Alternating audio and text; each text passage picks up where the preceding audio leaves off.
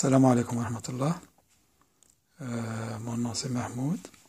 Aujourd'hui, je vais faire une vidéo pour parler comment économiser des milliards de dollars par année par un petit geste. Ce petit geste concerne comment éviter le gaspillage de l'eau, tout simplement. En général, quand on ouvre le robinet pour se laver les mains, par exemple, on l'ouvre trop fort par rapport à ce qu'on utilise. Donc, il y a un débit optimal à utiliser. Il ne faut pas que ce soit trop peu, il ne faut pas que ce soit trop. Donc, chacun doit ajuster pour vraiment utiliser juste le débit qui suffit pour ne pas avoir utilisé 5 litres ou 10 litres pour se laver les mains. De même pour la douche. Il y a une façon très économique, peut-être que beaucoup de gens n'apprécient pas, mais qui est très pratique d'ailleurs.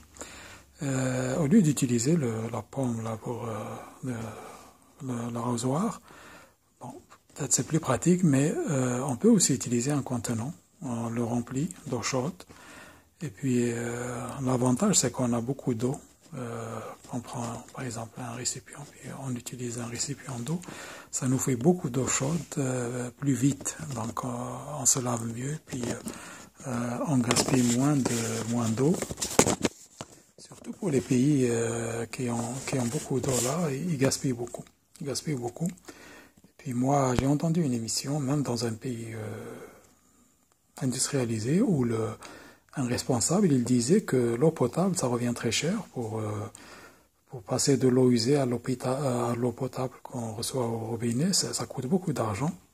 Puis il a dit, il faut essayer de salir le moins l'eau quand on travaille, par exemple, dans la cuisine. Il faut essayer de ne pas jeter le minimum de déchets dans l'eau, mais il faut mettre les déchets, par exemple, au vidange. Des fois, c'est un petit geste, mais qui fait beaucoup de bien, qui économise beaucoup d'argent. Et puis, c'est ça, donc, entre éviter de polluer l'eau, d'utiliser convenablement, ouvrir convenablement les robinets, puis il peut y avoir d'autres façons aussi de ne pas gaspiller l'eau. Même les pays riches devraient faire attention parce que l'eau, elle coûte cher, même pour les pays qui ont beaucoup d'eau. Parce que pour la ramener au robinet potable et la traiter et tout, ça coûte de l'argent. Du point de vue de l'islam, bien sûr, le gaspillage n'est pas tellement apprécié.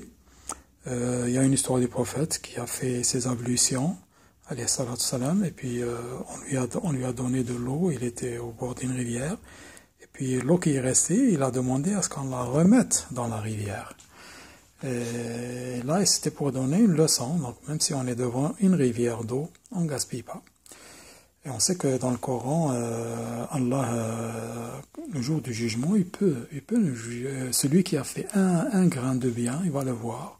Celui qui a fait un grain de mal, il va le voir. Donc, il ne faut rien négliger. Les bonnes actions, il faut les faire, aussi petites qu'elles soient. Puis les mauvaises actions, les mauvaises paroles aussi, il faut les éviter, aussi petites qu'elles soient. Donc, c'est ça ce que je voulais dire. Donc, si chaque personne, imaginez que si chaque personne, elle peut facilement économiser en moyenne, dans les pays surtout qui ont beaucoup d'eau, chaque personne pourrait économiser facilement, disons, 10 litres d'eau. Alors, multipliez ça par les centaines de millions de personnes qu'il y a dans les pays où il y a beaucoup d'eau. Et vous pouvez faire votre calcul juste par jour, combien ça fait de millions de litres, et par année. Et donc, on économise, chaque pays pourrait économiser, si on parle de l'euro, par exemple, de l'Amérique, c'est des milliards de dollars qui peuvent être économisés et utilisés dans d'autres domaines. Et on sait bien qu'il y a toujours un manque d'argent, il y a toujours...